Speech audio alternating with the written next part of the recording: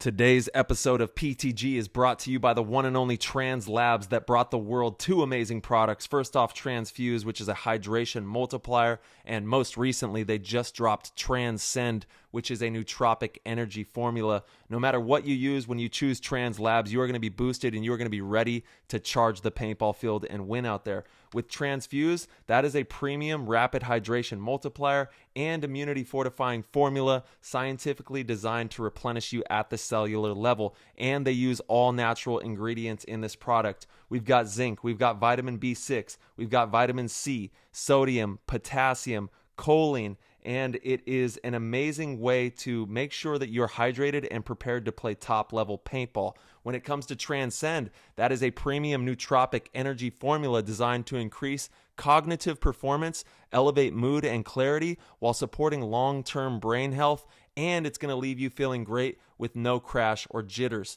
It's one of the only products in the nootropic space backed by research studies to ensure the formula is correct for optimal performance. It is more potent than anything on the market, and it will keep you charged and ready to win out there.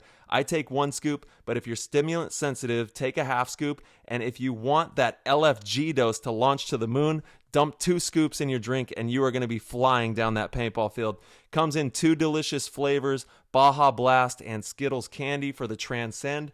And for the Transfuse, they have 2 new flavors as well, Pineapple Express and Hawaiian Punched. So if you get a chance, head over to translabs.com. That's TRANZLABS.com. Use code PLAYTHEGAME and you'll get 10% off. If you subscribe to a monthly delivery service, you also get 10% off as well. So you can take advantage of 20% off on these products. Head over to translabs.com and give it a go. This episode is brought to you by Lone Wolf Paintball. They are an amazing online supplier and have been around since the beginning of the game as Michigan's premier paintball field and paintball supplier since 1987. They are rapidly expanding into the online retail space and supplying everything you need to be the best paintball player you can be.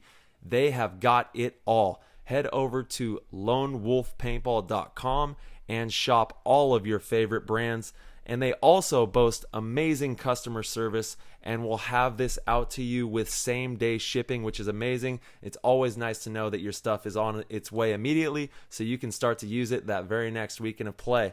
Check out their YouTube, Lone Wolf Paintball, and their Instagram, @LoneWolfPB, and stay up to date with all of their deals and sales.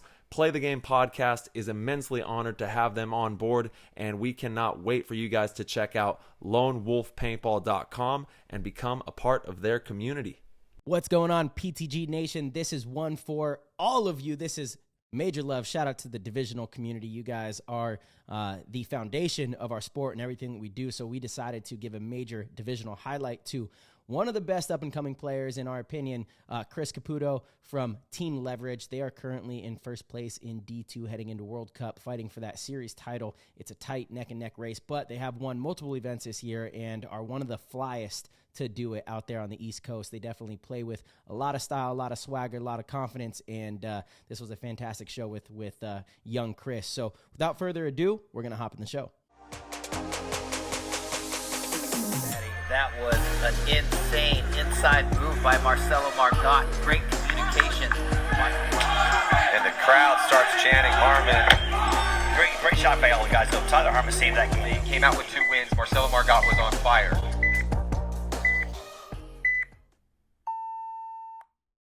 All right, ladies and gentlemen, the moment everybody here has been waiting for. We just spent a solid 25 minutes trying to make sure we could get live and in action with the one and only divisional baller. Everybody, this is one for the community right here. We got Chris Caputo from D2 Team Leverage. We're so excited to have you, man. You guys are crushing it this year. You personally are crushing it, with your socials and the way you play on the field, man. I'm a huge fan. So thank you for joining us on the show. And yeah, man, how you doing? Good, man. Awesome to be here with 2 of the best pro players playing right now, so wouldn't want to be anywhere else. Dude, Marcelo is both. He's the sickest and the dopest. So, the best of the best, So, and they actually, likewise, I just found this out. Marcelo has the most badass nickname I've ever heard. When he was growing up, You know Let what? me hear it. Let me hear it. No, I'm gonna keep that one. I'm gonna keep that one for me. Hold You can come see me. You can come see me and Hold ask on, me it's about okay. it. We could talk about it because it's a good story how we got on this. For Yeah. everybody, we won't give away Chris's email, but it's an at AOL.com email address. So, you know, as soon as he came in the green room back here, we were just kind of laughing about how old an AOL. First of all, how old are you? About to be 24 now. There we go. Coming up. How do you even Actually, have World AOL? Cup. World Cup. That Monday, like Sunday, Monday. The Monday is my birthday. Sunday, Sick. Monday? There we Nice, go. dude. Little World Cup birthday party. Yeah. There you There go. we Hopefully go. Sunday night's a good one. Yeah. Oh yeah, I really But hope yeah, so. The funny thing yeah. was he has one of the few AOL names that wasn't like so bad that you're ashamed to mention it or be like, tell people your AOL name, you know? Like his is his name. It's respectful. It's proper and it's good to go. So he can hold on to the AOL name. But I think a lot of people out there they had to lose the AOL name just because of the Yeah, content that definitely. they were throwing out. Yeah, so Ty asked me what my AOL name was. This was in one of the 4 or 5 times that Chris had to go back and try to restart. We were doing it. We were assessing a bunch of technical difficulties, and he asked what my AOL name was, and I was like, man, I don't remember, but I'm pretty sure it was either Lil Killer 187 or Lil Killer 858. I was like, Dude. 11 years old. I remember that was on the back of one of my very first like Die Kids paintball t-shirts. It was like a homemade t-shirt that we made for our team. And I had a little kill on it. I know I have it here somewhere, so I should dig it up someday and share it. Damn, with you still PTG have fans. that? That's crazy. I do. I Holy have shit. the black. It's like a black cutoff t-shirt. I definitely have it. Yeah, here mine was somewhere, so pretty mine tight. was Twisted Kids, 777. So we were holding it down. But we want to talk to you, Chris. It's great to have you on the show. Thank you so much for being here, man. You're crushing it in divisional paintball. And divisional paintball, I mean, let's be honest, it's the future. It is arguably the most important facet of paintball that we need to watch over and make sure is being nurtured and taken care of. And it's great to see you and the boys dominating in D2. Talk to us about how you're feeling. You know, we're rolling into World Cup. What's going on in your world? So this year we actually had a really good year so far. The first event we took first place, which was awesome. I got a picture with Marcelo that day. I don't know if you remember that. Yeah, Um, 100% I do.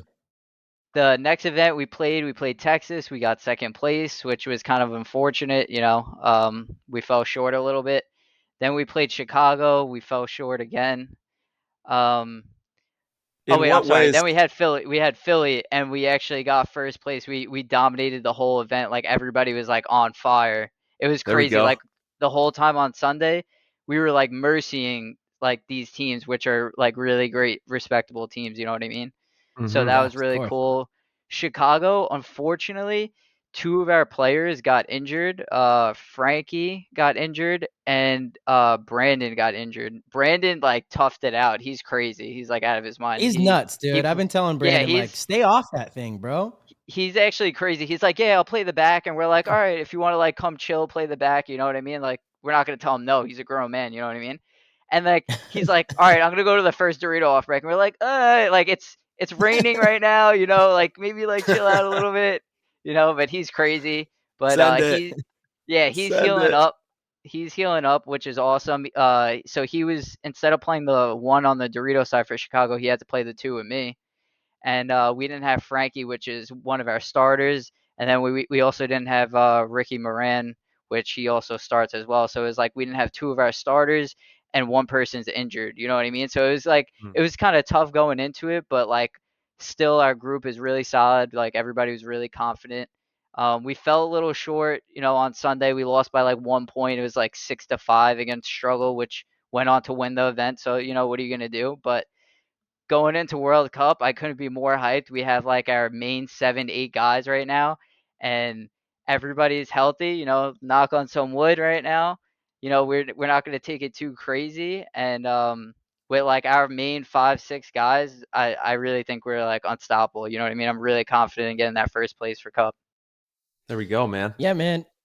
You guys put in the work. I was just out in New York working with the Wrecking Crew guys, and obviously you guys were out there. We got to have a nice scrimmage against you guys on Sunday. It was pouring rain. It was pretty cold, and you guys Yeah. are still there working. And a lot of the teams in the upper divisions won't do that. It's not totally necessary. Granted, we called the day a little early on Sunday, but I felt that we got really good reps in, and it was like, okay, we got out with no injuries. It's freezing cold. Let's kind of call it, but we did what we needed to do. And, you guys were one of the only teams there. Like, we had the park pretty much to ourselves. Shout out to Tropic Thunder, their D4 team. They were also there, getting ready. Kind of cool.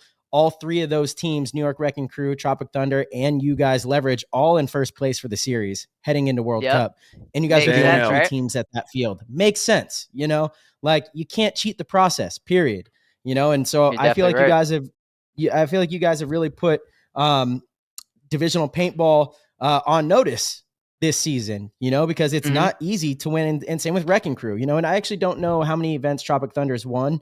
I just know that they're in first. I don't know how they've done it. I don't know if it's a string of second places. I'm not totally sure. What?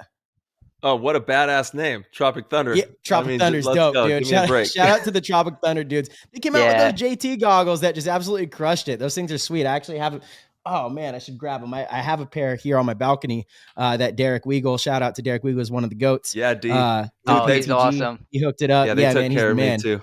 Sick. Yeah, so badass. They're the best. But, like, those are the three teams at Long Live Paintball, which is a really popular field in that area. There's a lot of teams that play out there. So it's not like, it's a normal thing to only have three teams on a weekend there. But those are the three teams that were there. That's definitely not normal. No, and so it makes sense that you guys were there. That's why I thought it was a really cool practice that we all had, Yeah, it was definitely an awesome practice. Like you said, we were the only ones there, so we were able to spin points back and forth. Like, we kept kind of pushing each other, like, "Oh, you guys ready? You guys ready? Like, let's jump back on. Let's do this thing."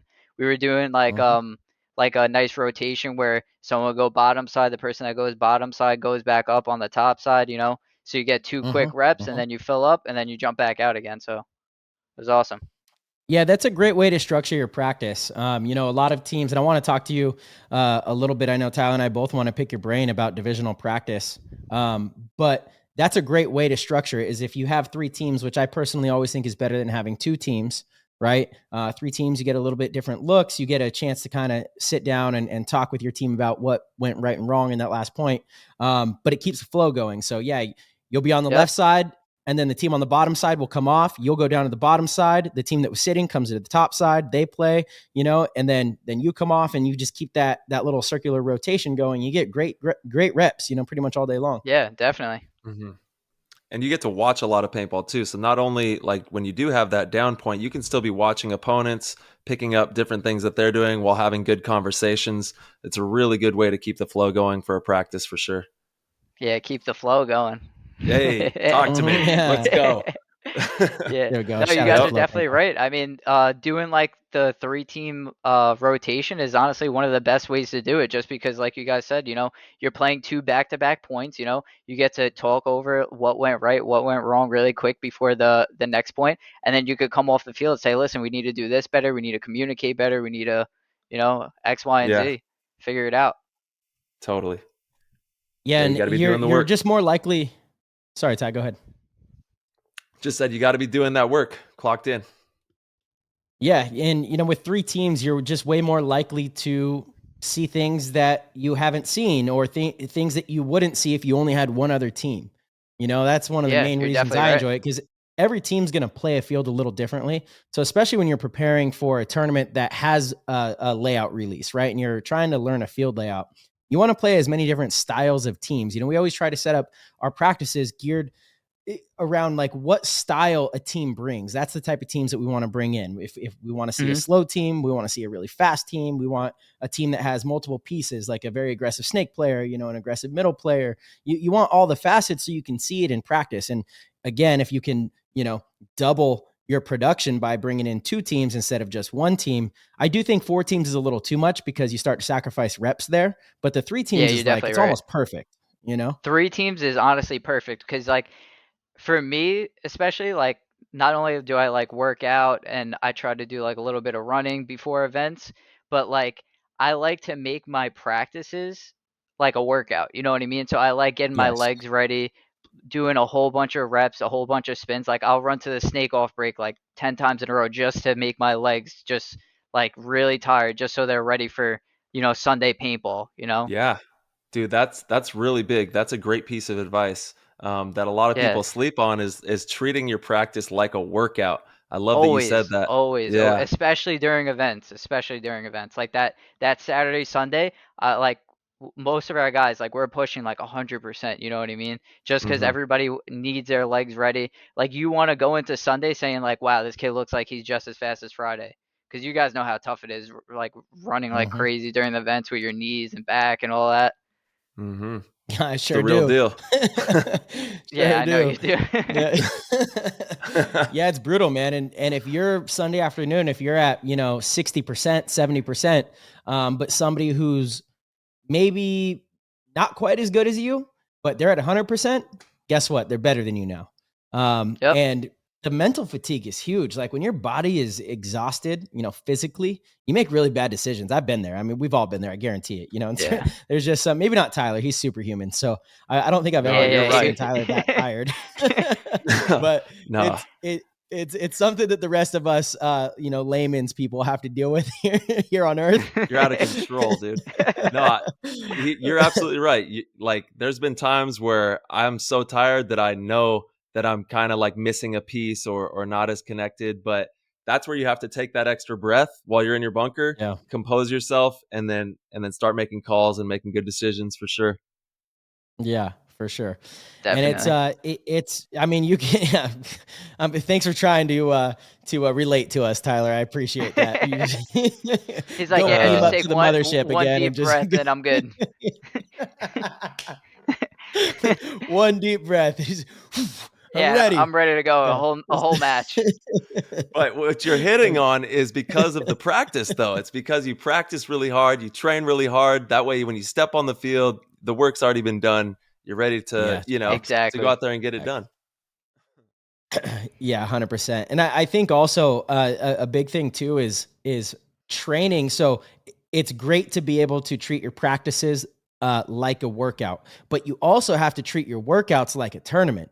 And what I mean by that is, gearing your training around what we do, not around bodybuilding, not around trying to grow your biceps or trying to have the perfect abs or, build your legs, but around what we do, which is a high endurance, physically, exhausting type of sport where you need full body movement, right? Hmm. You have to do functional exercises that uses maximum effort for short durations of time over a long period, and then you have to be able to rest for about an hour and do it again. You need to do that over a 3 or 4 day period. So, traditional training is like do heavy legs and then don't do legs again for 2 or 3 days. Well, that's not what we get to do in paintball. We're like squatting 3 days in a row at a tournament, 4 if you include the practice day. So it's probably beneficial to gear your training around that. Sometimes I'll try to do, legs 2 days in a row. So you're exhausted the second day. It almost doesn't make sense. But that's that's how we compete. We don't compete just one day. We compete 3, 4 days in a row. So you have to train like that because your body adapts. The body is so fantastic at adapting to how you're moving it, how you're working it, how you're growing it.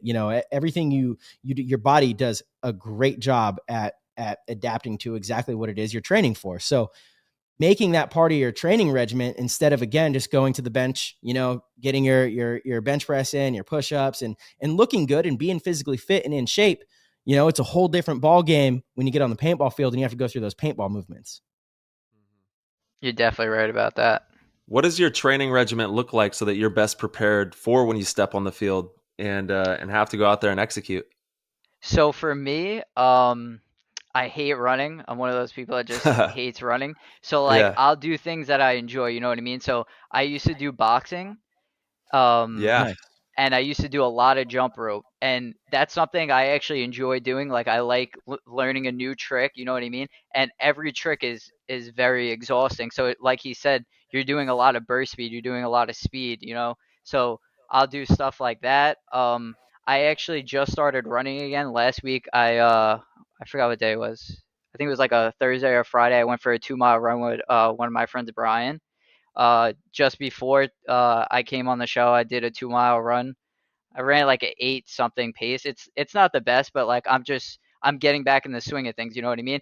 So I'm gonna be doing that. I'm gonna be running 2 to 3 days a week, doing 2 miles till I get to around low sevens on two for 2 miles, And then I go to the gym as well. Like I said, I do jump rope, so I like warming up with jump rope. Yesterday I did jump rope about 20 minutes. Then I'll do like back bars or I'll do back tries. I try to switch things up a little bit, work out my body. I do high reps as well, like he said.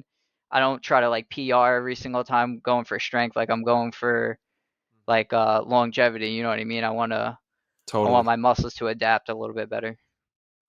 Yeah, yeah, and being really specific on like even breaking down how you gunfight out of your bunker. I'll grab some dumbbells and just use them and kind of get that muscle memory with them. Maybe even use a heavier weight than like 2 or 3 times what my gun would be, Hmm. but then when I do my snapshots, it's like a feather, compared to Yeah, if you're no, training with definitely. a weight.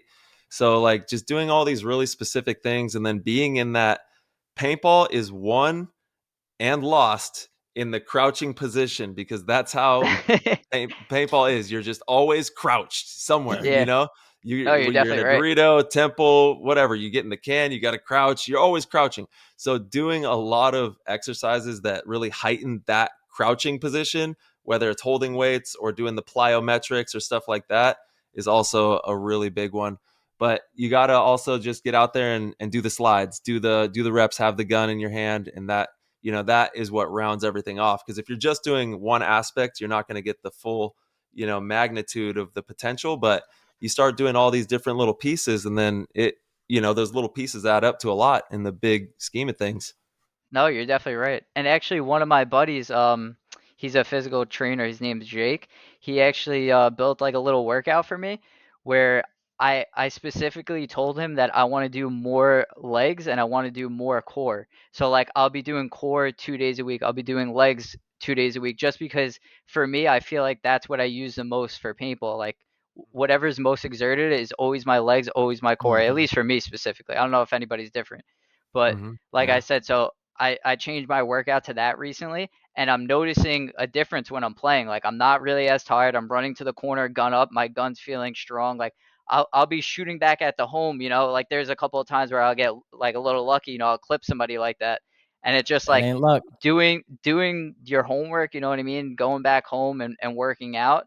That's what makes a difference when you play on Sunday. dude, couldn't have said it better. And even I think I'll throw the shoulders in there, like training your shoulders, because holding Yeah, your that gun up, your shoulders no, will get you're really definitely tired. right about that too. Like So making snap sure, shooting, if you just do like a million snap shooting drills, like you're just like, yeah. oh man, I can't even pick my gun up. Yeah, it's crazy. And that's why honestly the best exercise, and we've said this countless times, Marcelo said it countless times. I mean, play paintball. Get out there, Yeah, that's it. play as much paintball as you can, and that's going to be honestly the best training that you can get. Yeah, definitely. Yeah, it Because is. during the events, oh, sorry, Marcelo, go. No, you're good. You're good, brother. Go ahead. No, I was just gonna say, before the events. So I usually try playing around 2 days a week. Like I'll pick like a weekday where I have off from work because my schedule always changes, and I'll try to get in a Sunday, where I practice with my team. So that weekday, I just try doing drill specific. I'll do some running, just stuff that I feel like I need to work on, or I remember during the event that I wasn't doing too well with. That I'll kind of make a drill of that. I'll do that, and then for before the events, I'll try to get out there like 4 days a week, like if work allows it. You know what I mean? But you guys know how tough that is. Mm, yep, Well, working, actually, hustling. this is something. Yeah, this is something we wanted to talk to you about because, correct me if I'm wrong, but are you in the fire department, New York? Yeah. Yes, I am. Yeah. So, Dude, um, God bless. Amazing. Thank you. a majority of paintball players are balancing some kind of outside career, Hmm. right? And paintball. How do you do that? How do you find the time to do that and still bring your best foot forward and be able to compete at the highest level in Division Two and literally be the dominant team in a very tough division? Because so many players, they make excuses. They say, I can't really dedicate that much time anyway. I'm busy doing this. I'm busy doing that.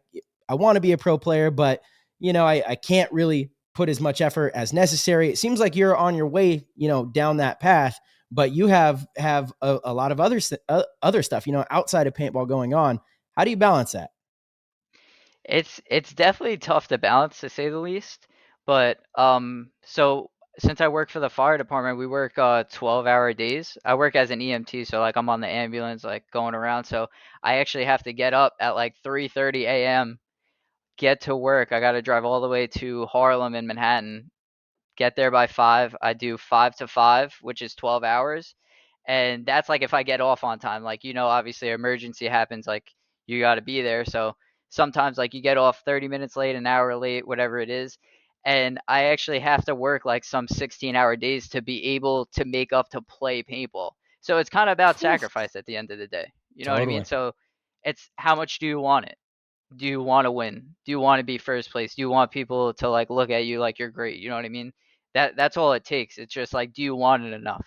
Do you want to go for that 2-mile run when you got 4 hours of sleep last night? It's like those are the things that make the difference. And if you want it, you'll get it. You just have to want it, and you have to put in the work. So like I said, like I'll have like some 16-hour days just to make up, just so I use some of my vacation days to practice more paintball. You know what I mean?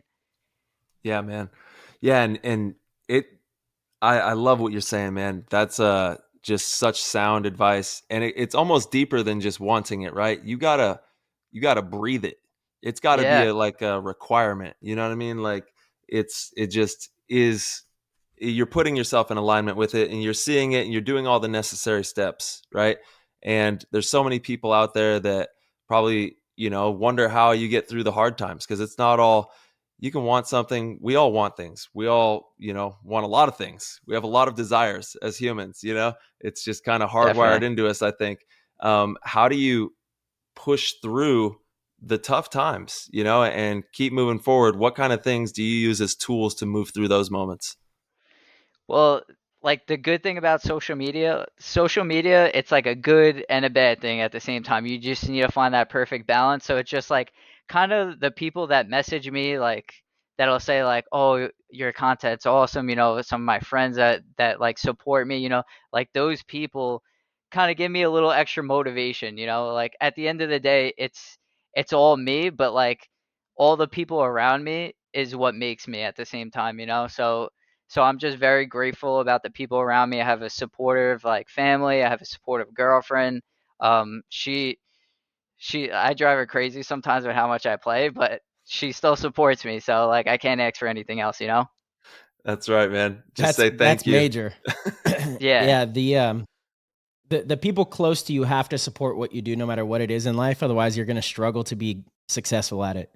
That's why it's so crucial to be on the same Anything. page with your family. And sometimes it takes Hmm. sacrifice. If it's, with a girlfriend or a wife, maybe you have to make sure that you do a few extra things so that when you go away for a weekend for paintball or whatever it is, you get that support. You got to show up for a few extra things during the week or when you're not busy doing your thing so that you can get that support in return. It's a two-way street. And if you do that Yeah. and you get that support, it allows you to be so much better at what it is you're doing. You cannot be the best at anything if you don't have the support from the people in your circle that are close to you, right? Unless you just shut everybody out and you go on a one man or one woman mission, right? Yeah. No, you're But definitely right about that. otherwise, otherwise you need the support of the people in your life. That's such a huge part of your success. And so, sometimes in order to get that, you can't just expect it. In order to get that, you have to also make other sacrifices, which again, you work 16-hour days and then you have the weekend, but I almost guarantee you that, you make a lot of other little sacrifices to make sure that there's a reason the people that love you want to support you. Right.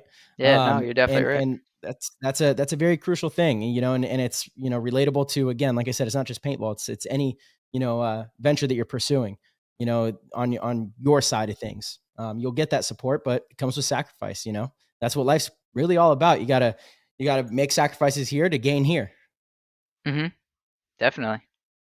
Yeah, man. Yeah, I love yeah. that. It is, dude. You're so right. You got to sacrifice, and like even when you talk about playing paintball, you're serving your teammates. Essentially, you're serving them layups. You're serving them information, Yeah. camaraderie. You're building, timeless memories together, and it's all just you guys all leaning in. Everybody, guys, girls, leaning in. Everyone enjoying, like we talk about that process the whole time, the paintball process. And then if you really lean in and everybody believes and they all buy in and you guys are all doing the work, then you really see the production. You really see, whoa, who's this team 6 months later? What Hmm. it's like a brand new organization. And it's really cool to see Leverage, dominating. You guys are really crushing it in D2. But I do want to talk about this season. You talked about a couple like shortcomings or pitfalls that the team saw in a couple events. What were those, and how are you going to make sure that moving into the remainder of the season and with the team that they don't happen again? So it just comes down to being prepared at the end of the day. So I feel like going into World Cup right now, we couldn't be more prepared than we ever were. So like the first event, I don't know if you guys know, but like we have two coaches. Our main coach, he was with us since back in, I wasn't even on the team back in 2012, but Tom Aaronberry, and we have Dax as well. And Tom's going through some things right now, so he can't show up all the time. He can't be there for events, like family's more important. So I completely understand. And Dax has work sometimes. So like the first event for Florida, we did not have a coach. So that was like really tough. So it comes down to the players all putting in a little bit. Everybody has to put in a piece. You know what I mean? I was doing a lot of scouting. I was seeing people's tendencies. I would take videos of teams and say like, listen, this is what they do. This team's playing really well. So it just like it comes down to everybody coming together saying like taking that extra time and instead of hanging out after we play, stuff like that. So like that makes a big difference. Going into this event right now, I'm not sure if both of our coaches are going to be able to make it, but I'm pretty sure Dax is going to be able to make it, which is awesome.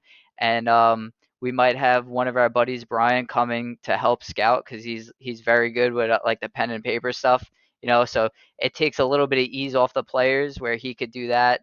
Dax could focus on coaching. He could focus on scouting, just when we come off the field, say, listen, they're winning off the Dorito side. We need to shoot this guy off break, or they're winning off the snake side. We need to shoot this guy off break, or you guys need to stay alive over here longer.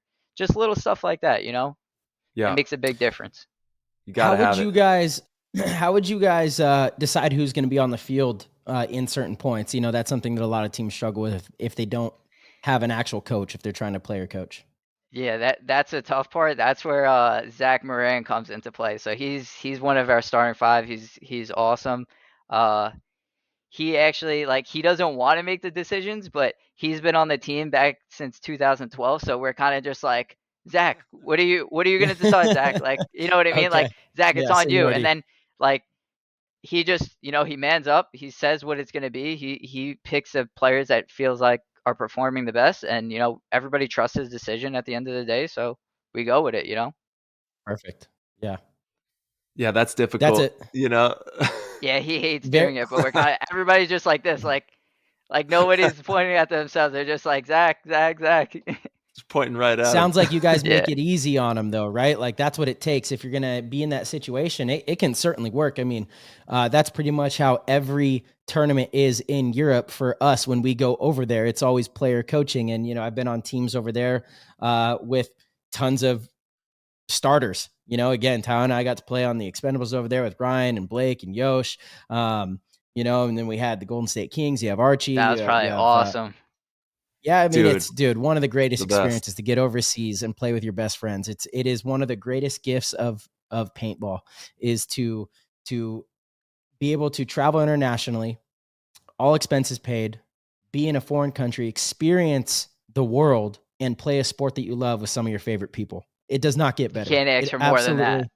It does not get better. Like that is why I just wish we did a better job of telling those stories, like the old skate videos and really the old paintball videos like Push and things like that really show the lifestyle of paintball. Mm-hmm. We need more of that showing like our lifestyle because that is paintball. That is like the dopest part of what we do.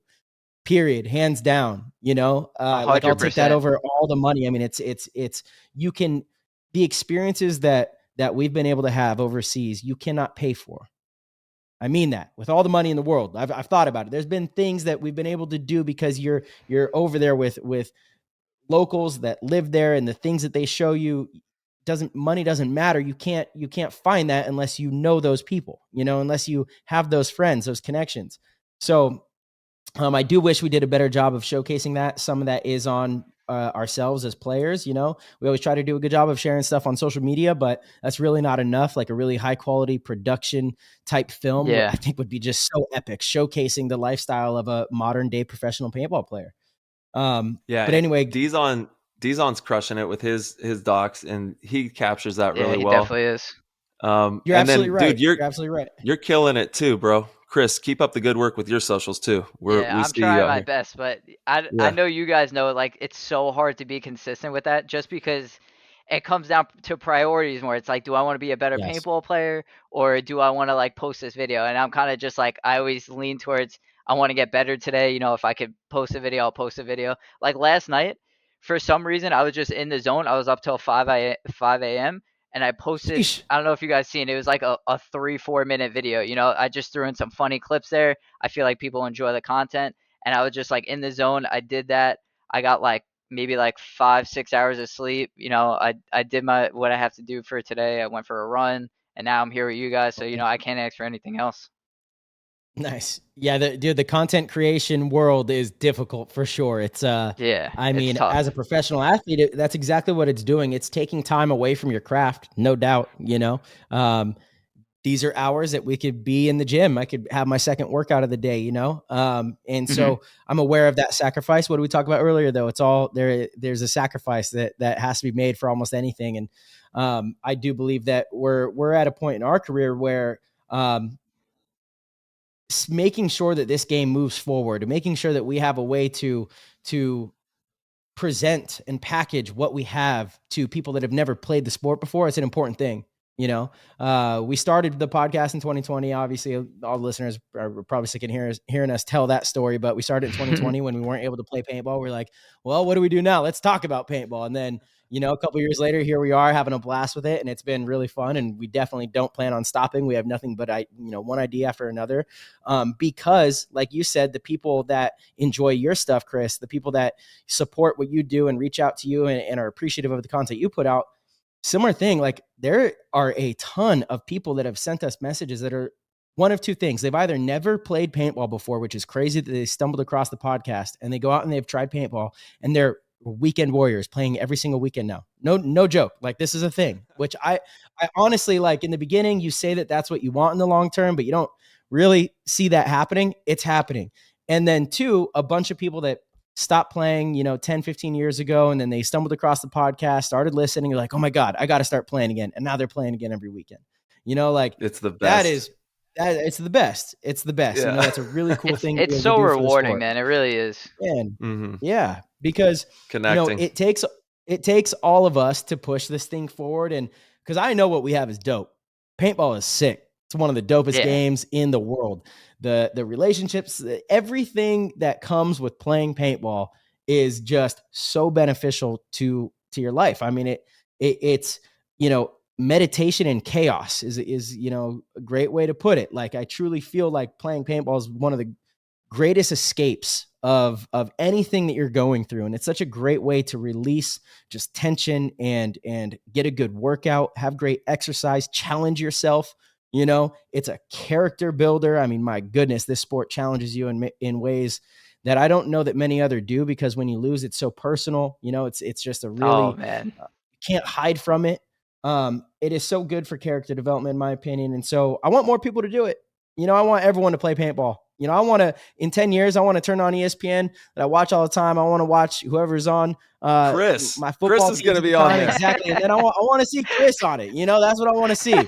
I know he's going to have the drippiest gear. Actually, by then they'll probably have, a little bit of regulations on the equipment that we could wear. It might be a little lame, a little more mainstream, but he can have a little chain. He can have a little something. He can have a little something. He can have a little chain. Yeah, let's talk about that really quick, man, because you got some of the dopest style in the game, dude. So all of Leverage does. Out at practice this weekend, it was like, you know what? This is funny. You hardly see it, but every single person on Leverage just has really dope style. I was like, damn, that's a dope outfit. That's a dope outfit. I'm talking paintball outfits. That's a dope outfit. These dudes look dope. What's up? How do you guys have all the JP drip? So it really came down to like right before COVID hit. like I went crazy with the JT gear. Like if I showed you everything I have, it's honestly almost embarrassing. Like the amount of stuff that I have. It's honestly so bad. But like there's plenty of people on our team that just like have style, you know what I mean? Like they just been playing for so long, so they have old jerseys. Some people could wear it all black and you'll be like, "Oh my god, yo, you look sick today." You know what I mean? Like something Yeah. like that. Like Brandon Yeah. Dominico, you could put a garbage bag over this kid. He's gonna look sick. I don't know why. Like I Brandon really has dope style for sure. Every time I see him, I'm like, dude, I don't you know just what always it look so is. Like swaggy. yeah, and then you got Ricky Moran. I don't know if you guys know, he has one of the craziest jersey collections ever. Like I'm talking about old Matty Marshall jerseys, Chris Lasoy, like anything you could imagine, he owned it. I think he still has That's tight. or maybe he just sold it. He used to have one of the original Oliver Lang jerseys back in the day when he was on Ironman, like one of his Damn. first ones. Yeah, and it's just like everybody has style, you know what I mean? Even Frankie, Yeah. Zach, like Sanborn, he got the long hair now. You got Fermo, like everybody just has sick style. All right, How we much is already that went. style? Yeah. Yeah, Go it's ahead. costly. It's a lot of money. Well, no, I no. I was gonna say how much is that style like part of how you play the game though? You know, I feel like Yo, that type of you style.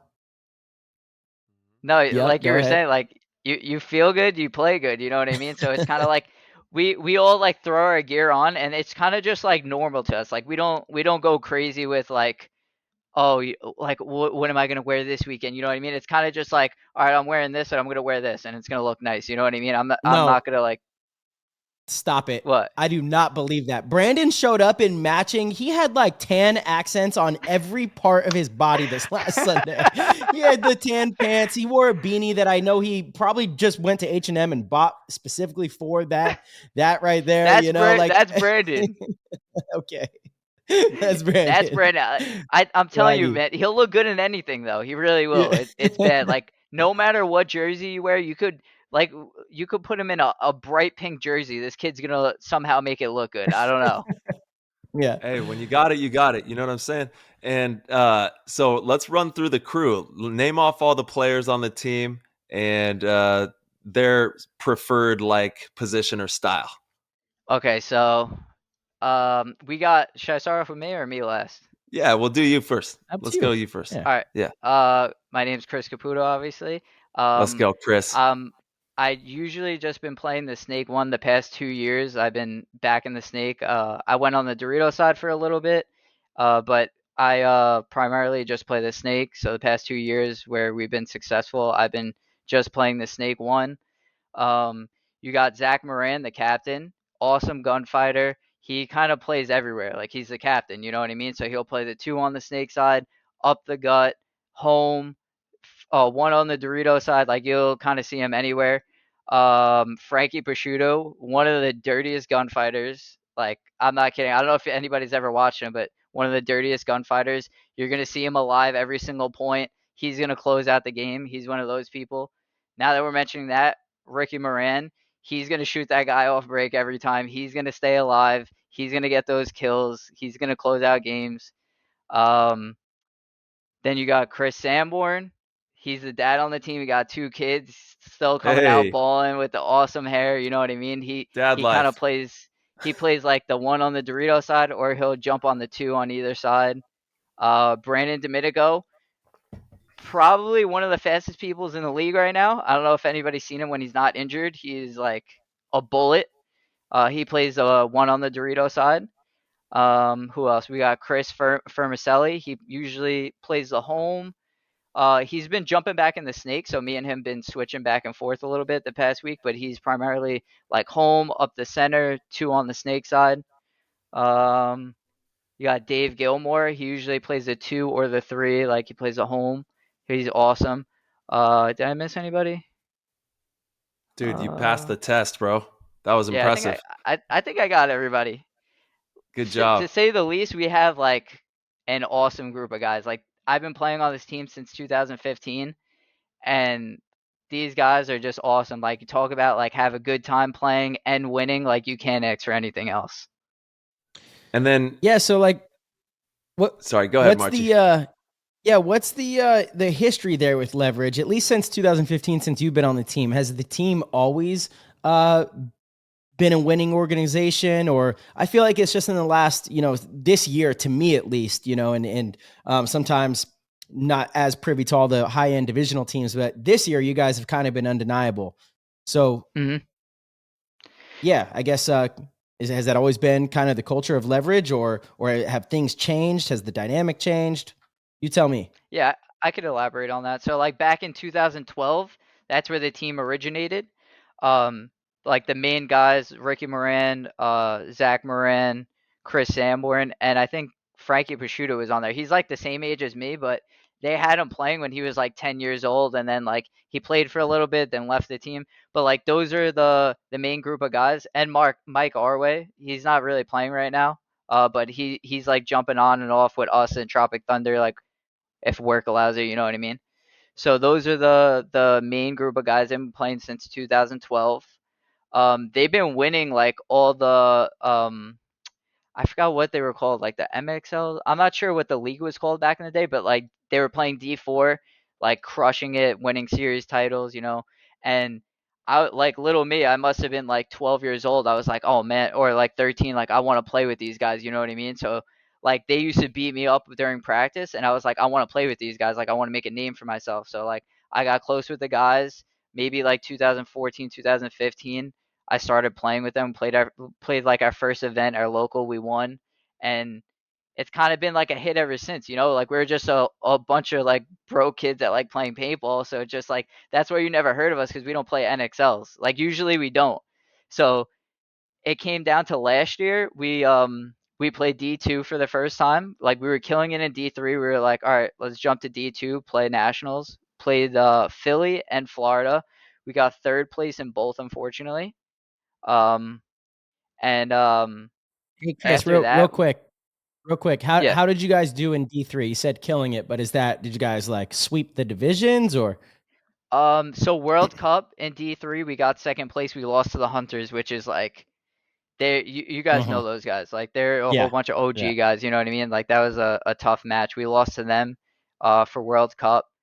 Um, like all local leagues, like I don't think we lost like we never got second. Like it was always first for the local leagues, the TSXLs. Shout out TSXL. They run a great league over here. Really brings the players together. But yeah, so like we were killing it like that, but we weren't playing a lot. You know what I mean? So we couldn't afford to go out and play.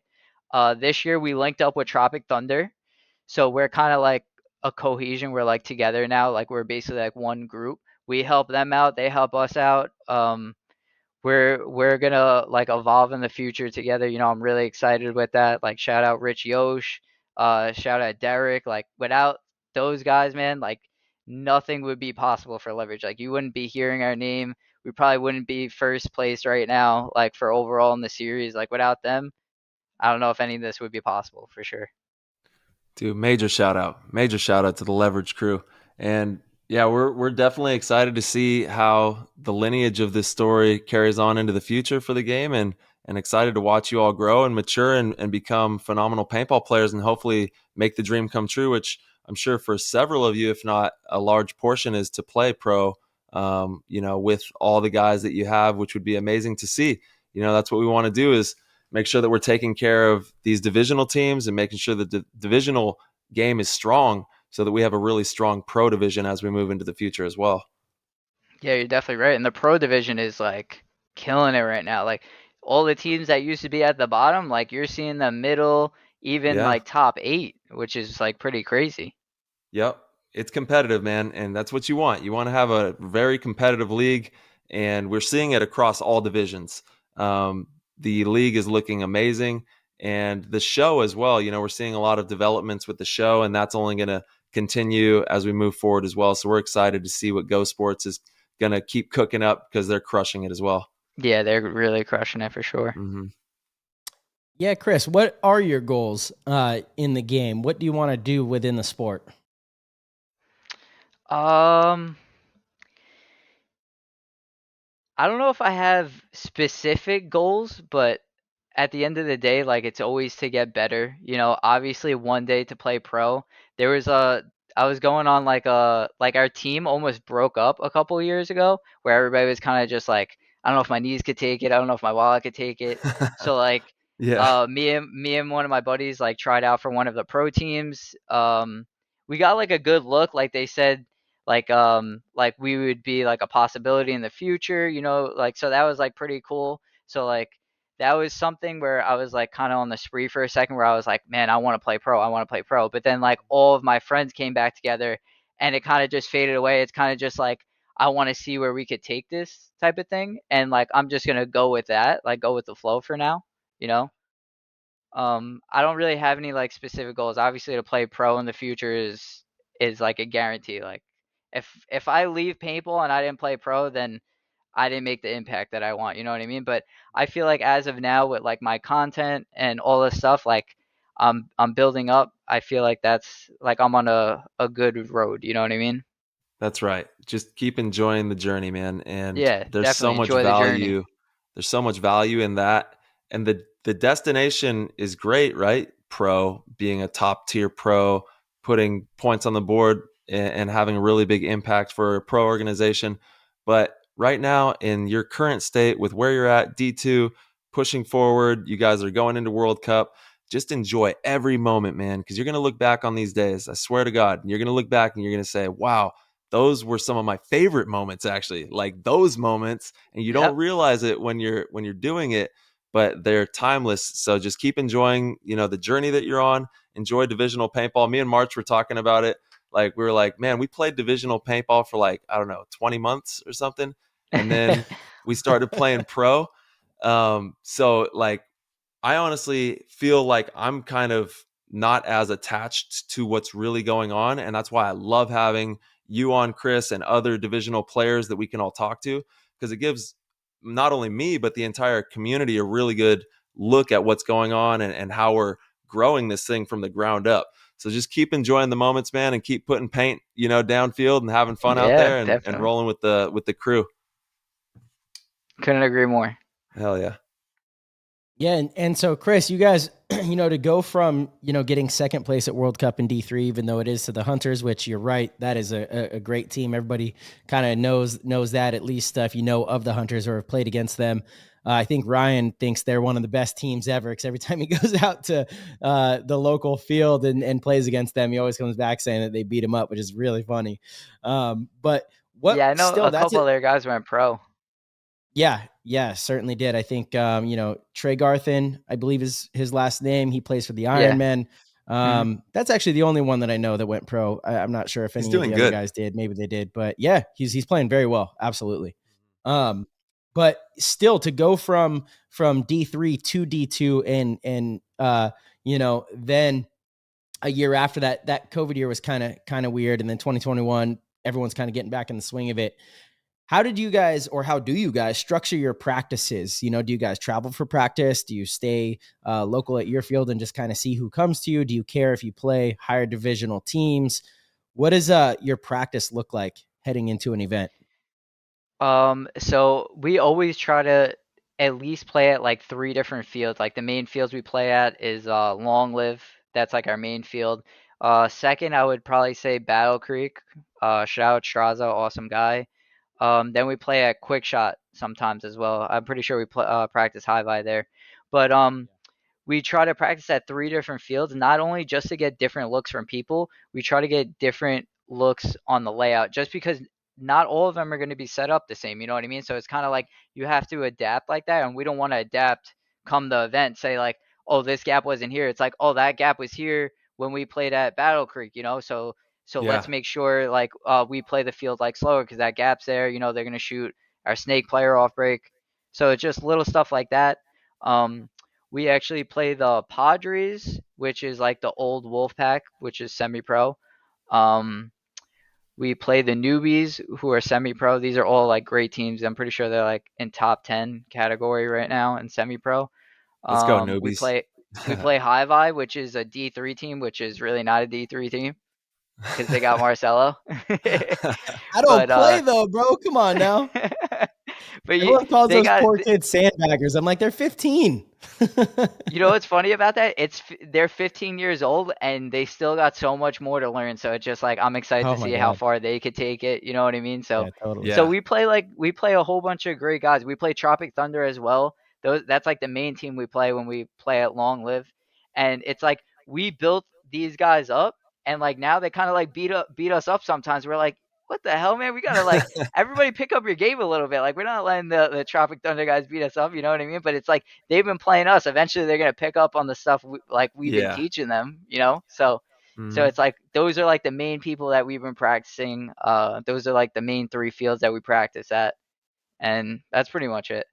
We usually try to So get in no, like 2 or 3 practices for like events and stuff like that. yeah, and how about like playing up divisions? What do you mean? Semi-pro guys? Playing like, do you guys try to get like semi-pro teams in, or even pro teams Yeah, ever? I mean, we actually practiced MYX before. Obviously not during the event layouts, just because Sure. they're busy traveling and stuff like that. But that was a Yeah, you pretty guys cool hosed us on experience. that one where you guys were with NYX, and you were also I supposed to wasn't practice involved Wrecking with that. Crew, and then I all of a wasn't involved. sudden we were alone on the backfield. I was like, bro, how you gonna do this to the kids? I wasn't involved with that. It wasn't me. Water under the But bridge. It's okay. Well, we move on. yeah, I remember that. But we practiced NYX one time. They're pretty far, so it's kind of like a hike for them. Like even Yeah, if we could like help them out with pain and stuff like that. So, but sure. as far as like the other pro team is kind of Revo. We used to like get in like a couple points with them back. I was telling you before when Top Gun was still there, just because it was a Yeah. close field for us. But Man, that's a they bummer practiced. that field closed down. That was a great Yeah, little field it was there. really a shame. Something happened with the rent or something like that. Not Yeah. them paying, like it came down to the lease, something Yeah. along the lines of that, where they want to build over there and they had to close down the field. It was pretty unfortunate. hmm Yeah, and we were talking before the show how we saw each other out there. When I first joined with Heat, you were out Yeah, there capturing some moments. That was a really yeah, I fun remember weekend. that. Yep. Yeah.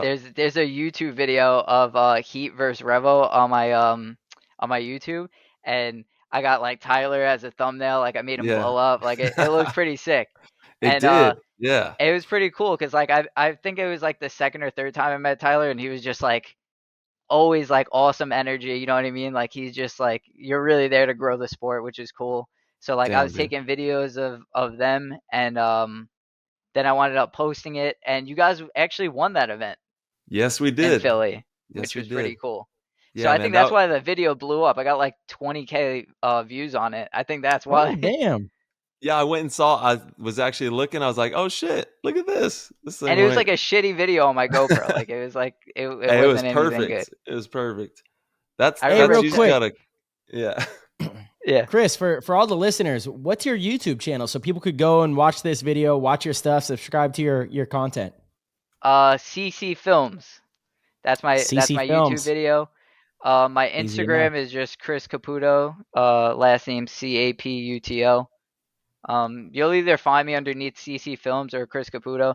That Chris Caputo is what I'm using as my main Instagram and kind of like throwing in the content that I film with it now because I picked up the camera a little bit more. I've been filming teams and stuff like that, so I kind of throw my content in there and I throw other people's content in there. So Yeah, follow them both out there. On IG, he has at CC Films 1 and then at Chris Caputo 14. And then yeah, also, follow, subscribe to the YouTube, start liking some videos, watching some videos, and getting active in there as well. thank you guys, thank you. Yeah, man. Yeah, dude, you No, got thank tons of you. videos on here. I'm checking out this page right now. It is loaded with content. Yeah, thank Yeah, you, dude. I Honestly, try to like throw out as much content as I can out there.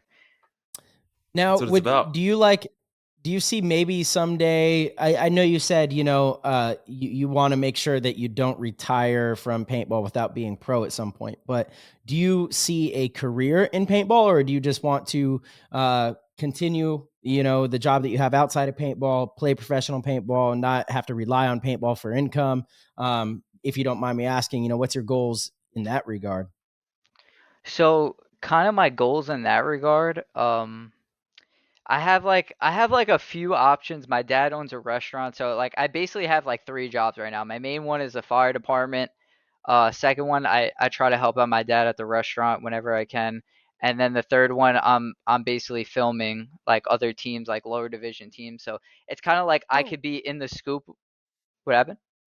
I didn't know that. I thought you just did all your filming for yourself. So you do videos for other teams and stuff as well? Yeah, yeah.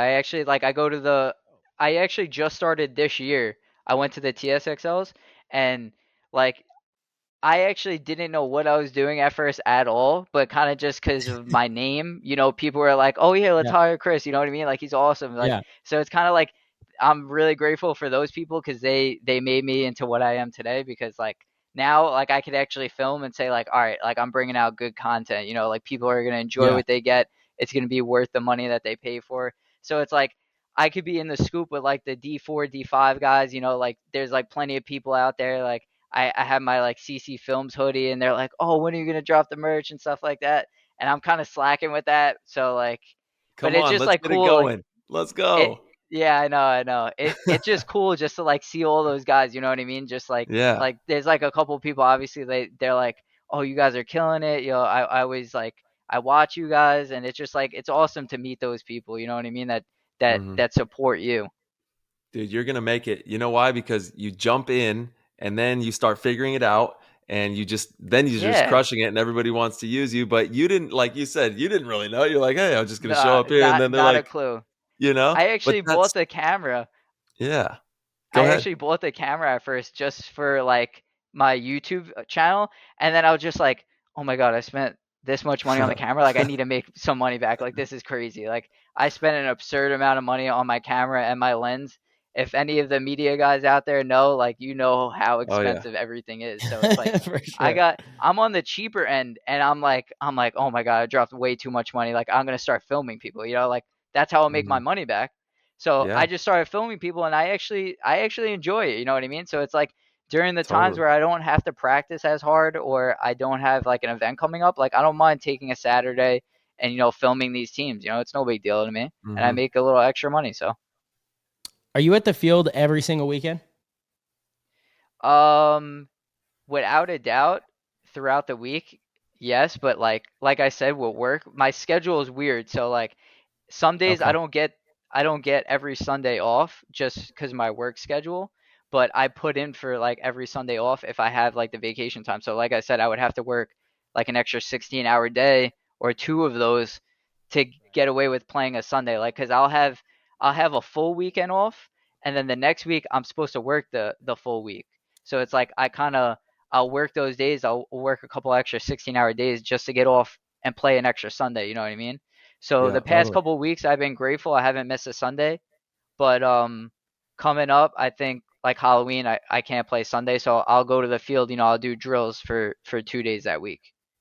But like come cup, like I'll be able to use those days just because like nobody puts out for it like on November, you know what I mean? So it's Hmm. not going to be a problem. So I'll be able to practice Saturday, Sunday, and with my team, and then I'll probably jump out there like 1 or 2 days a week, like during the weekday, just to do Nice. some snap drills or do stuff like that. What's your favorite drill to do for paintball? Favorite drill? Um, does one-on-ones count? Yeah, absolutely.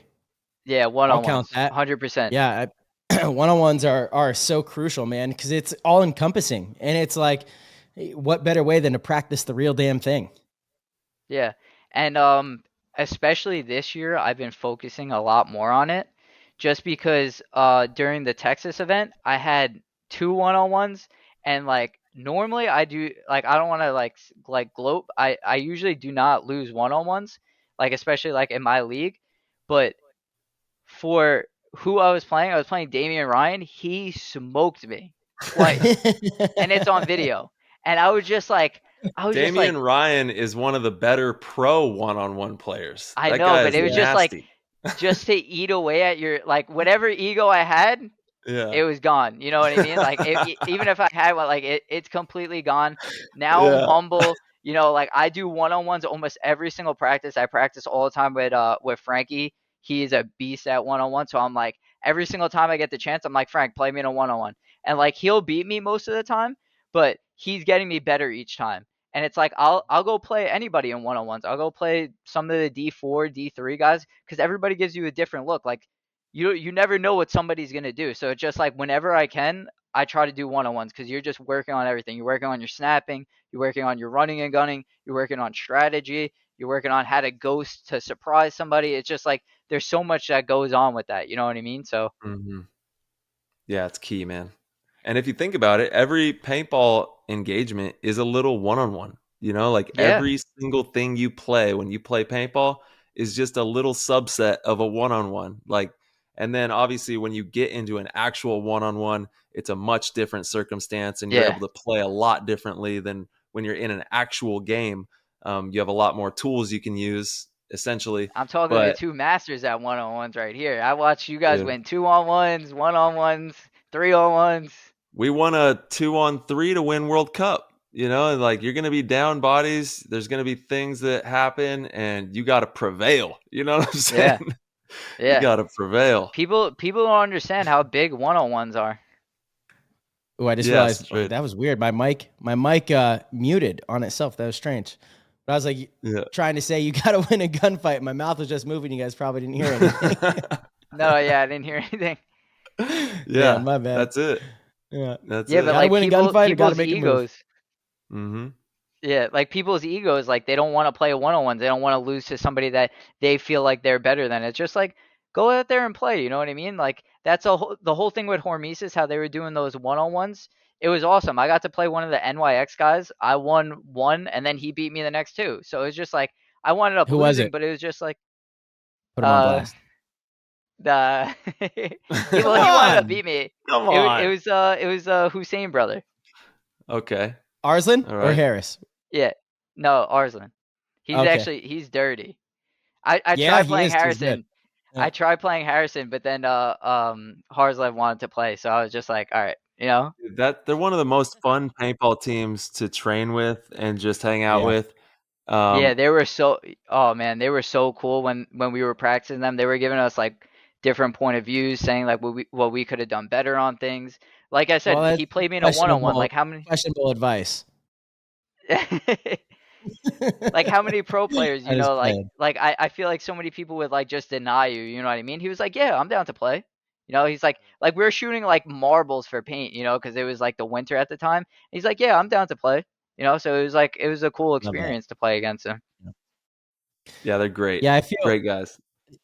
they are. They have been. We have a long-standing practice relationship with them, and more recently, they've been coming out to actual weekends in California to get a grind on the layout. But for a long time, we would always play at the event on the Thursday practices, and it's always like a really fun hour with them at the field, because they're just Yeah, yeah, they're yeah. they're just enjoying it, they're enjoying the game, and they always give us really good looks. I've always thought that they're a much better team than how they perform in the event. They have No, they good really pieces, are. they really are. It's crazy, it's crazy that they're, you know, in the position they are right now. I truly believe that they have a much better team than the way they've been performing, but they give us great looks in practice, and then they're always just hilarious. They're fun to watch. Yeah, they Really, really are. really entertaining dudes. Yeah, The No, they best. 100%. really They are. It's really great are. for the sport too, you know what I mean? When you have You people need like it. that. So it's just You like need it. Yep. Yeah, and I know they're working really hard to make sure that they're going to be in the pro brackets for the 2023 season. They did better at the last event. Made it to yeah, no, Sunday. they made it Sunday. Yep. So it's cool to see them working. They got Rich Telford at the helm as well, the OG, one of my Yeah, favorite dudes. beast. Shout out to Modesto. And Telford is definitely, doing everything that he can to help the organization as well. And they gotta, at the end of the day, no one is gonna save you out there on that paintball field. You gotta do the mental reps, you gotta do the physical reps, you gotta really be honed in with your teammates and as a player so that you guys can get the job done out there. So you gotta just take that ball and then slam dunk it, just go get Yeah, it yeah, done. man. Yeah. Chris, how did you get into paintball? Um, I think it was just like like the same story as Birthday everybody else, party? like yeah, birthday party. I got a picture of me like my rental gun is bigger than me, you know what I mean? I'm not that Yeah. tall right now anyway, but like imagine me when I was younger. So it's just like I'm holding the rental gun, like struggling to hold it up with my mask, like right here. I can't see anything because the strap's too big on me, you know. So I started playing around 2008. Um, I didn't really take it serious. I think I went on a couple more birthday parties. Then around 2010. I think I bought my first speedball gun. It was like an invert mini. And I was just playing with my friends from middle school, you know? So Yeah. I was playing with them. I was having a great time on the weekends. Like we were on the Woods Bowl field like all together, and like when the game's coming to the end and like a couple of your friends get shot out and you just pick up your gun because you're too scared to get shot. You know what I mean? Like I was like one of those, you know? And Yeah. and I wound up learning from like people that were better than me. Like there was these NYC Vengeance guys that my coach now used to coach back in the day. So they were a great group of guys. They played Division 4. They helped me out a lot. There was like Ian Wallace, Drew Hansen, Pat. Like there was a whole bunch of guys that were willing to teach me a lot. You know what I mean? So I grew because of them. If it wasn't for them, I probably wouldn't be where I am today. Like there's a lot of people that I have to say like I wouldn't be where I am today without those people. And it's just like that's why I feel like I need to pass it on. Like when I'm playing on Thursdays and some random guy or some random kid's like, "Oh, could I jump on with you guys?" Like I'll sit for them, you know. I'll tell them like, "Yo, we'll play 6-on-5." Like no one will know a thing, you know what I mean? Like let's just jump on, you know. Like it's just like it's all about having fun, man. You know what I mean? So it's just Yes. like those Yeah. moments to some people are like really special. So it's just like Mhm. you got to treat them with respect. Yeah. They don't forget, dude. People don't forget they're having fun out there. And especially No, like they the really don't. youngsters, you always got to pass the torch and make sure that they're having a really good experience because that was you, that was us, you know, and Yep. we remember the people that made sure that we had a ton of fun, you know. Those people live on in our minds forever. I know I can think of a handful of amazing players when I was growing up that would always help me be successful or have a good time. So we got to make sure that we're facilitating that kind of energy out there and we love that you're doing that, man. That's Mhm. everything. 100%, brother. I also wanted to talk to you about your play style. um, for anybody that watches on your Instagram, it's clear to see you're kind of always getting after it. You play in a very aggressive style. This last weekend, I got to see some points. There was one point in particular where you guys got to kill off the snake side really early. You ran and shot out to the snake corner, and you immediately reacted and ran all the way down the snake, like basically in one move, but you were kind of checking things off as you were going, and you shot three or four bodies. And I was like, man, that's a sweet read and react play, right? Yeah. Um, it, how do you approach the game? Like, what's your intention? What type of player do you try to be on the field? So the type of player that I try to be is like I kind of want to be as aggressive as I possibly can. So just like I said, going back to like I do all this running, like I want to make sure that I go out there and I perform the best I possibly can and just to say like I put everything out there, you know what I mean? So I try to be as aggressive as I can. I try to be there's some points where you have to be the team player. Like I'm sure you've seen like we had Zach Moran go play the snake one point because like I'm in the snake corner holding we call it like the ice, like the widest guy on that side. I'm holding the Mhm. ice down and he's like, I'm gonna go and I'm like, go for it, man. You know what I mean? He went in there, me and him closed out the game together. I played the 2, he played the 1. It's just like you need to know like when it's your time to make those decisions. You know what I mean? So it's just like there's times where you have to be the star, you have to get 2 or 3 kills, and there's sometimes you have to shoot six pods and at nothing. You know what I mean? And no one's gonna walk through it, and people are gonna get the kills. But it's just like our team as like a cohesion, like together, like everybody knows their job. So it's just awesome playing with those guys because it's just like when somebody has the ball, they know it, and they go like pedal to the metal and they win the point for us. There's times where I do it, there's times Brandon does it, Zach does it up the center, Frank does it, Ricky does it. So it's just like the type of player I am. At the end of the day, I try to be as aggressive as I can. I try to during practice learn as much as I can. I don't know if you've seen like Marcel, I was getting shot like a couple of times in the beginning, like kind of stupid, just because I was like, I want to see what I could get away with. Like that's how I play layout practices. I like to see what I could get away with. Like I don't want to go to the event playing the snake one and then sitting in the snake one because I'm scared to go to the 50 snake. It's just like you need to know what you could get away with. So in practice, I don't mind going out there, like trying to get 2 or 3 kills. You know, sometimes it works, sometimes it doesn't, and you get to just see what you get away with. You know. Mm-hmm. Yeah, it's much Yeah, easier to put 100%. the brakes on. You know, it's like Yeah. we talk about that a lot is when we look at players, most pro organizations aren't going to pick up a player that's playing a 2 or a 3 unless that player is highly established and really knows the game and, you know, or is a part of that area. Something is going to be of that nature. Most pro organizations are only going to pick up if you're charging it, to the game. You're really pushing it down wires. They need, you know, that big wide receiver who's going to go and just take the ball and score, you know? So you got to make sure that if you're listening to this and you're wondering, man, how am I going to make that jump if that's your dream to climb the ranks and go pro, you really got to be pushing it. And I love what you said, you know, apply that aggression and then you know what you can do with it, right? You have a point of Yeah. reference to work with once you get to the tournament and you're able to apply that knowledge. So yeah, it's definitely something that is as you move forward, don't take your foot off that gas pedal. And then also knowing when and when not to use the gas pedal, like you said, playing good team paintball so that you guys put points on the board. That's the name of the game. Yeah, definitely. Yep. Yeah, man, 100%. Dude, Chris, you have been awesome to talk to, man. We do have the Discord who has asked quite a few questions. A lot of the stuff we did kind of cover, so I'll try not to be repetitive, but if you don't mind, we got some questions for you from the PTG Discord. Yeah, Yes, shoot, sir. man. Awesome. Yeah, they're going crazy. Awesome. They're excited to have 100%. We got Jay Lamb. He wants to know, he says, love seeing the divisional guys get some notice. What team has always had your number? Had our number. Mm-hmm. Unfortunately, it's a team that's in second place right now. The All Stars. Mm-hmm. You know Todd Boyer. I'm sure you guys know. He's Yeah. Oh, pretty yeah. well known in the Yeah. paintball scene. Yeah. So we actually played them. I think Florida last year. We wound up losing to them.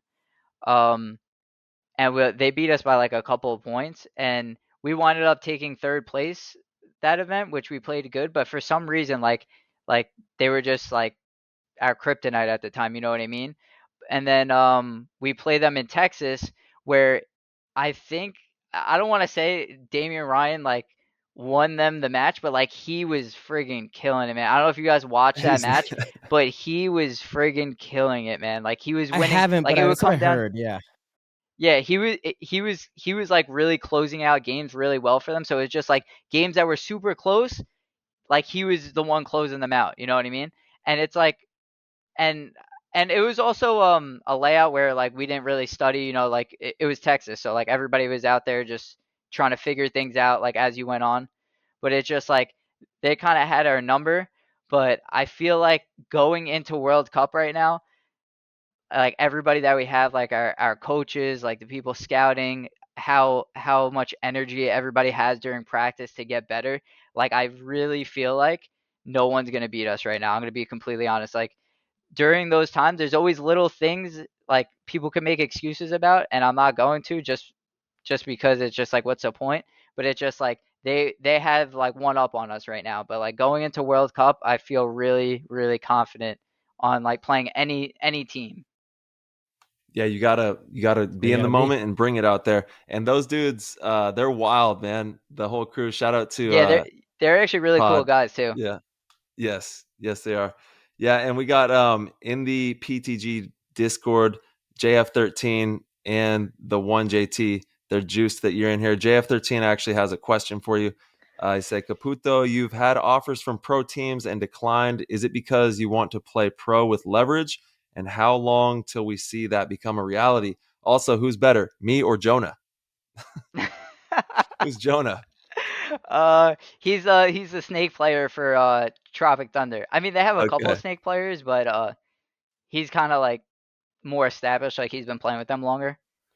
All So right. So JF13 is James Feliciano. If you didn't Yeah, know. yeah. that's James. He would ask that question. Of course. So it wasn't like like he said that I got like pro offers. Like somebody was like, oh, like a coach hit me up, said like come play on our team. I did have chances where I was told by somebody that plays pro that like if I took that chance, I could be playing with them right now. And I also was told that like I had like two other pro teams looking at me. Like I don't know what that means in general. You know what I mean? That could mean It anything. It just could be means keep working hard and doing your thing and keep yeah, securing the exactly. bag. That's what it So it's means. it like I usually don't bring it up just because like but of course James has to ask that question. But Well, it's a compliment at the very least. yeah, It's but definitely nice. yeah, People are I'm looking at you. just playing. I'm playing with leverage right now. You know, I'm just one foot after the other. The ball's rolling right now. We're playing great together. So you know, I'm That's just it. sticking with this. You know. Yes, sir. Nice, love that. The Dorfster 420, he wants to know. He says, definitely got to ask how responsible he feels for the Geo3 revival and the Flex 8 gang rising again. Before you and the Leverage boys brought it back, it seemed to have been a few and far between. Now everybody wants to rock a macro line. Dude, shout out to the Macro Line gang. We have a whole Yes. thread in our Discord that is just for anyone who has a macro line on their gun. You take a picture of you playing with your macro line, you're in the Macro Line gang. Wait, hold on. I gotta get my geo. I got it right here. Hold on. There Dude, you we got to go. Let's play go. with it, Macro though. That's line the gang. rules. He That's the does. He rules. do, though. Yeah. He do, though. Let's go. All right, Chris. So we gotta get you in the Macro Line gang. That's all there is to it. Yeah, 100%. This is awesome. He's got the gun for the YouTube. He's rolling I out got the I got the hardware. new I got the new leverage geo. I still didn't clean it from Sunday. Don't mind that. Leverage. There it is. All right, Damn, look all at that right. With thing. the red, That thing's Yeah, check and out sweet. then the Not gonna YouTube. I lie. got old reliable right here. Ooh, the gold. You got the Yeah. gold on him. That gold one is Sick. dope. I actually just got done making your thumbnail for the YouTube, and there's a photo of you diving that I used, and I'm pretty sure you're using that gun. It's blinging. Yeah, I probably am. I either shoot those two geos or I recently got into the 1.6 LV. I really like the shot on it, but it's like different, you know what I mean? So it kind of You depending on should. the layout like is going to be dependent on if I want to use it or not cuz there's sometimes where you get to just sink shots in. I don't know how to Yeah. explain it, but like No. the people that shoot it know what I'm talking about. You And should there's talk times with where like Oliver Lang. Oliver Lang would love to have this conversation with you because he would always talk about this. yeah, so I've been Literally. shooting that lately, but I think I'm gonna go back to my Geo 3 because I just shot it this weekend, and there's just times where you're just shooting and just that person doesn't have a chance. You know what I mean? It just come in and then Yes, bing, you just get to yes. smoke them. So it's just like it's a different Lasers. shot. Yeah. It is. I'm not a big Very fan of interesting. the LV platform, and that like drop shot. I don't know. I always felt like too big of an adjustment, but some of the better players in Mhm. the league use them, so it's interesting. Yeah, there's something they Yeah, like I'm Mhm. about with it, you on that. obviously. I'm with you on that, March. All right, we got Osborne for this. If you could go back and give the D5 version of yourself a couple pieces of advice, what would it be? What would it be? Start that YouTube channel sooner. Honestly, that would definitely be it. It would be it would be advice that I kind of got from a lot of people where they would just say like push more content out, play more paintball. Like you said, like there's nothing better than just being on the field.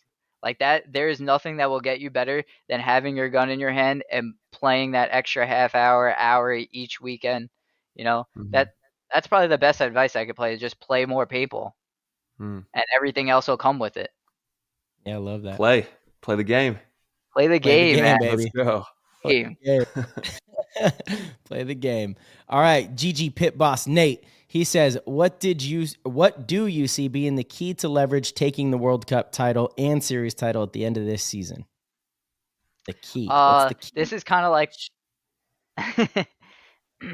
this is kind of like what I was talking about before.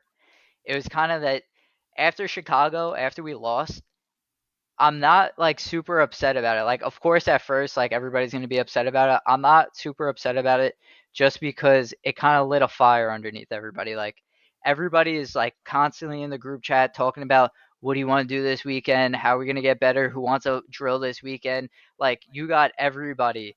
Like, even the people that like Sanborn, you know what I mean? Like, he has kids. Like, he's down to like play an hour or two just to do like some drills, you know. So it's just like do like that fire that's lit up underneath everybody, and the combination of like our coach Dax and Tom, and we have Brian scouting. Like I really feel like I can't ask for more than that, because like in Philly, like I was telling you guys before, we actually had Dax and Frankie coach just because he tore something. I think he tore his MCL. Mm-hmm. And he needed that to heal. So like he didn't want to play, he didn't want to risk anything. So he just came, and him and Dax coach, man, and it was just like a night and day difference. Like the way we were playing, it was just like Frank was just like, all right, they're winning from this side, we're gonna shoot this off break. It's like now you got that kill. It's like now you're playing a 4-on-5. Like that is the biggest difference ever. So it's just like those extra people that we have, the full squad in general, like everybody's a whole bunch of killers. So it's just like having the whole squad there. I feel like more confident than I ever did, even playing Philly or Florida where we won first place. You know what I mean? There we go. Absolutely. And do you? So I'm gonna round back. Do you guys feel responsible for the Geo3 Flex 8 movement that's happened? Is that what's going on? You guys did that? I don't want to say we started that just because like there's a whole bunch of pros, you know what I mean, that look sick in it and everybody knows. But like in our area, I have to say, once we brought out the JTs a couple years ago, we noticed like a lot of our like long live, like everybody's wearing a JT mask. Everybody's all about the macro line, like bringing it back too. Yep. Like the Geo 3 like just shot up on price like randomly. I don't want to say it was just from us, just because it was just like we're Division 2, you know what I mean? Like we probably had some part of that, but I'm not gonna take like full credit, but you know what I mean? You guys are having I feel fun, like you man. guys are a really dope team culturally, and in that area, you guys definitely have a lot of people that look up to you. That's why, again, we were so excited to have you on the show. But I got to give a major shout out to Kid Arch. Archie definitely put JT back on the map. You know, 2019, Yeah. wearing the flexes and Back on X Factor, just having some iconic performances in those things, really pushing, the custom straps, goggles, all the different kind of drips. So got to give Archie some major love. But you guys as a he team, always 100%. has an awesome mask. Yeah, for sure. I know. For the first time in my career, I feel like I look kind of cool. Like style has never been my thing on the field. And I'm like, damn, I've had some, I see some pictures. I'm like, that's not me. There's no way that's me. Shout out to I'll tell JT, you, dude. the yellow frames, and then like you're matching the jersey with the cleats, like little stuff like that. Hey. Like I see dude, that. I see that. Hey, JT, bro. JT has made me cool again, dude. Thank the Lord. Oh my goodness. Yeah, shout out It's been John Dresser. Give me a break. Give you a break. Shout out to JT one time. Let's give him a round of applause. They made you cool again? They made you cool again. That's what you just said. Oh, my bad. You're right. They made me cool for my first time ever. I just there's just so much customization that you could do. That's why it's cool. You can mismatch all the colors and like, so that to me is the coolest part is all the customization. Definitely. No, paintball culture is thriving right now. Who are some of your favorite players stylistically, pro players, from right now or from any time, really? Who has been some of your favorite players to watch play, not just because of their playing ability, but style as well? Okay. Just off the top of my head, I was like always a Dynasty fan. Like I was like one of those little kids, like 12 years old, like fanboy. So back in the day, obviously like Oliver Lang, Greenspan, Fragey, and it's just like as I got older, like I'm seeing the people that are like really making an impact on the game, like you guys, both of you guys. Like you guys both have an awesome style. Like I seen you guys, like you guys will jump from playing the 1 to 1 event and then playing the 2 or the 3 1 event, and it's just like you guys are closing out games, you guys are winning points playing the 1. So it's just like I try to pick little things like from each player that I like and just make it into myself. Like Alex Goldman, like he's also another awesome player. Who's a new player for Impact? I think he's from France, right? Axel. Axel's a stud, dude. Beast. Animal. Like I've been like this year I've been watching him more than ever. Like I kind of like that's who I'm like aspiring to be in a way. Like just because the way I see him play, I'm like, damn, I need to learn this that he does. I need to learn that he does because he's just You like see he's been killing it. how he processes it. You when you watch Yeah, him, how he's reacting and reacting to a sound, or reading and reacting to a little bit of information, right? Like at the highest level, those little yeah. nuances, they are everything. He went from playing like semi-pro with the Tauntauns to playing on like one of the best teams in the league right now. You know what I mean? So it's just like awesome seeing that jump. Like I don't think did he play pro for any other team? Yeah, so Axel's been around a long time. I played with Axel on Russian Legion in 2012. That was the first time he came over and played pro in the US, but he's played pro on the Tauntauns in Europe against, Impact Heat, Golden State Kings for many years. So he has tons of experience. He played on AC Dallas for a few years after Russian Legion. He played on the Russian Legion, I think 2012, 13, 14, and maybe 15. And then I think my timeline's a little off of how long he played on the Russians for, because I think somewhere in there, Tauntauns came over, played pro in the U.S., so he played with them there, and then he went to AC Dallas at some point. But then he took like 2 or 3 years off where he was actually kind of pursuing, again, outside life, just pursuing work for a little bit, and then now is kind of back full in. But he absolutely has the experience and has been around for a long time and is just a dynamite player, dude. I love Yeah. Axel. Yeah. He's And a he's doing beast. backflips Bro, on on with his a cigarette in rollerblades. his hand. This guy's out of his mind. Yeah. Yeah. And Yeah. He's an his athlete, old dude. man, his dad is badass too. Oliver. Great guy. Yeah. Great family. And yeah, it's just really cool to see him excelling, because you're right, he's one of the best out there right now. We got Bunkered Media. He's wondering, he always loves seeing your paintball content. Oh, that guy's Excellent awesome. work. Yeah, Bunkered Media is the shit. But do you find it difficult being a player as well as making content, doing both at the same time? Is that kind of a difficult task for you? Um, it yes and no in a way. I wouldn't say it's more difficult. Like I was telling you guys before, like whenever I have free time, I'll film like the TSXL leagues, and maybe next year I'll go to like the OPS and other leagues like that. But I wouldn't say it's too difficult. I actually really enjoy doing it just because I know a lot of the lower division guys.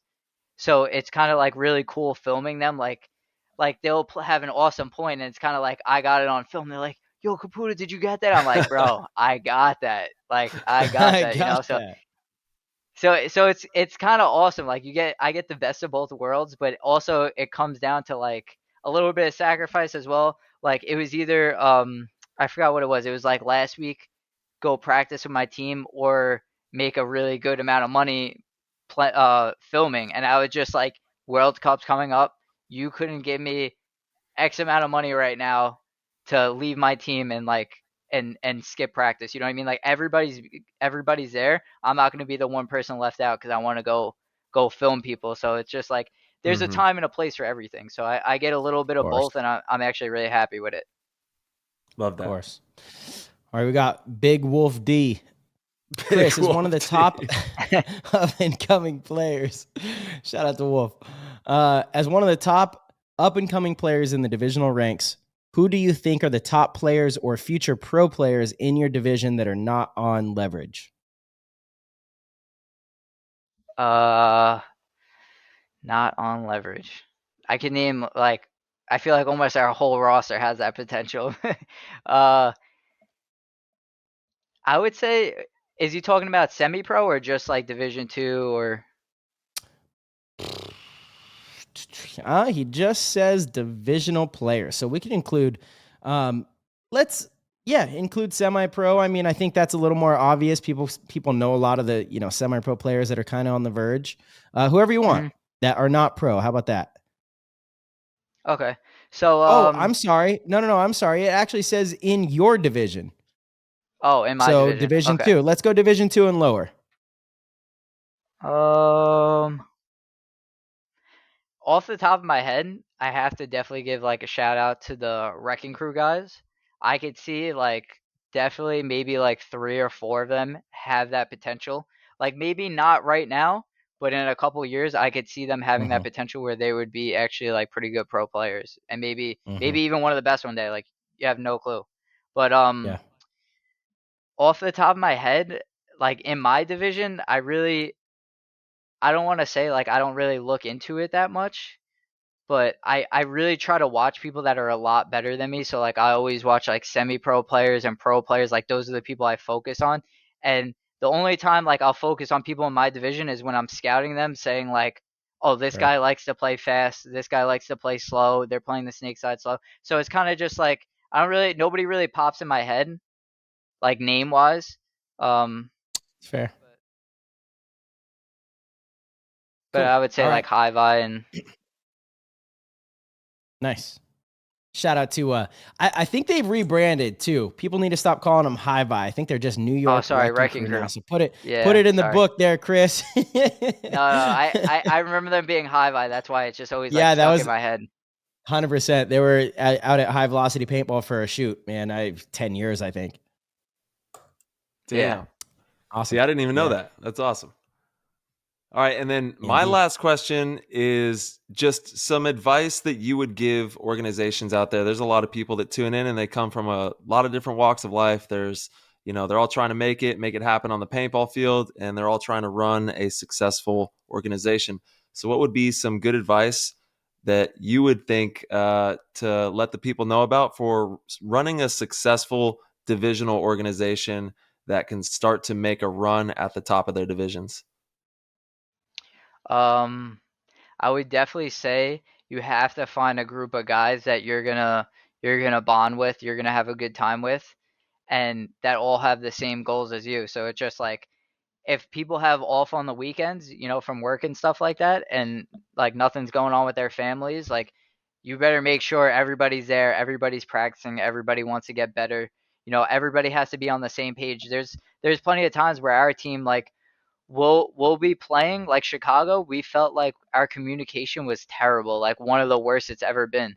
So these past couple of weekends, we came together. We spoke before the practice saying we should work on this, and I noticed week by week everything is really coming back together where I feel like my confidence is really building up in like our team in general. So it's just like little stuff that you guys feel like you need to work on. You guys should talk about before practice and after practice. So before practice, what are our goals? What do we want to do? And then after practice, did we hit those goals? Do we need to work on other things? Little stuff like that. It makes a really big Mhm. difference. Good conversations. Absolutely, man. Yeah, absolutely. Chris, I have just one last personal question, for myself, for you, and it's what would you like to see leagues around the country do better for divisional players?